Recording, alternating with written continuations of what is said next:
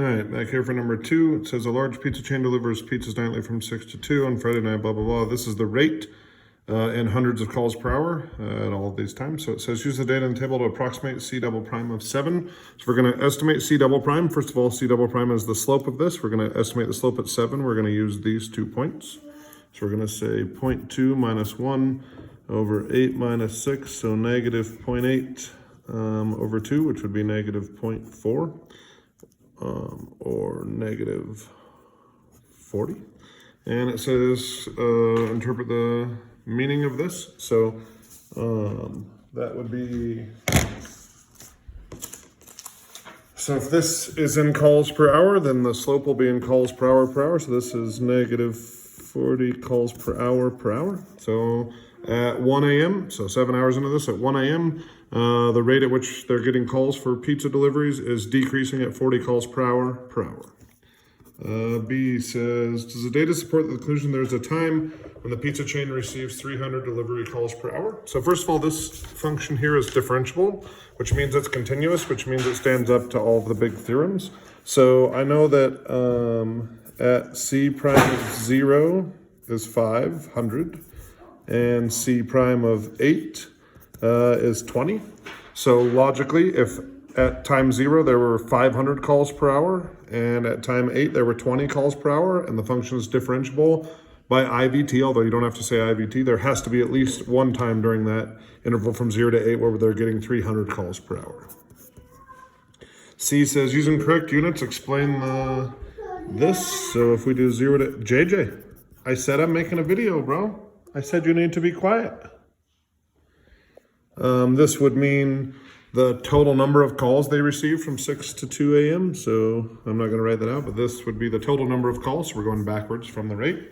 Then it says use a right Riemann sum with 4 subintervals. So I'm going to go here. So I'm going to do 1 times 4.5 plus 3 times 2.5 plus 2 times 1 plus 2 times 0.2.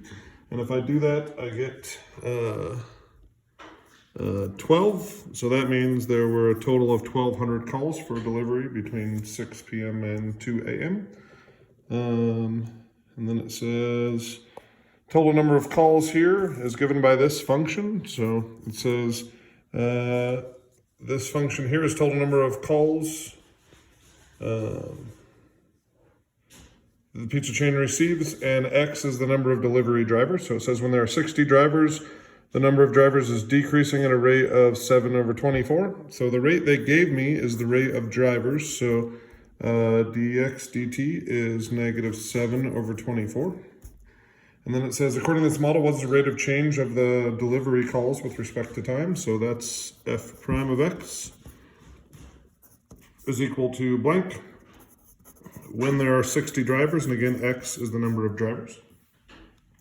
So we got f of x equals x squared over 200 minus 2x. So I'm just going to take this derivative using the quotient rule, except I'm going to tag every x with the dx dt since we're doing with respect to time. So I'll get 2x dx dt times 200 minus 2x minus x squared times negative 2 dx dt. All over 200 minus 2x quantity squared. I'm going to replace every x with a 60, and replace every dx dt with a negative 7/24. So I'll do 260 negative 7 over 24. I'm going to do this part in my head, so that'd be 120, so 80 minus 60 squared times negative 2 times negative 7 over 24. All on top of, if I put a 60 in here, this is going to be what, 80 squared? And if I plug all of that into my calculator, I get negative 0.766 or negative 49/64, and that would be in what, calls per hour?